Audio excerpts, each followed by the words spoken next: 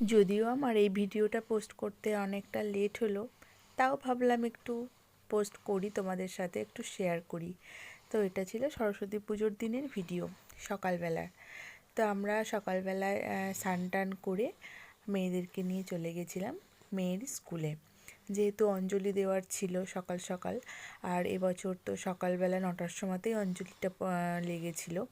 তো তাই জন্য মেয়েদেরকে সকাল সকাল আমরা নিয়ে স্কুলে চলে গেছিলাম। তো ওখানে গিয়ে অঞ্জলি দিয়ে অনেক গল্প গুজব, অনেক আনন্দ হলো সবাই মিলে। তারপর আমরা বাড়ি চলে এসেছিলাম।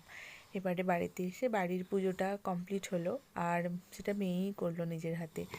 তো মেয়ে বলল যে মা দাও, আমি সরস্বতী পুজোটা করব। তাই বললাম ঠিক আছে করো। তো ওখানে ওর ঠাম্মি ওদেরকে বলে বলে দিচ্ছিল। তো দুই মেয়ে মিলে পুজো করছিল, আর ছোট মেয়ে বড় মেয়েকে দেখে দেখে ও পুজো করছিল। তো যাই হোক, খুব ভালো কাটলো সকালটা। তো তারপর আমরা চলে গেছিলাম একটু নাচের স্কুলে মেয়ের। আর মেয়ে অনেক দিন আগে থেকেই বলে রেখেছিল, যেহেতু মেয়ে নাচের স্কুলটা অনেকটা দূরে।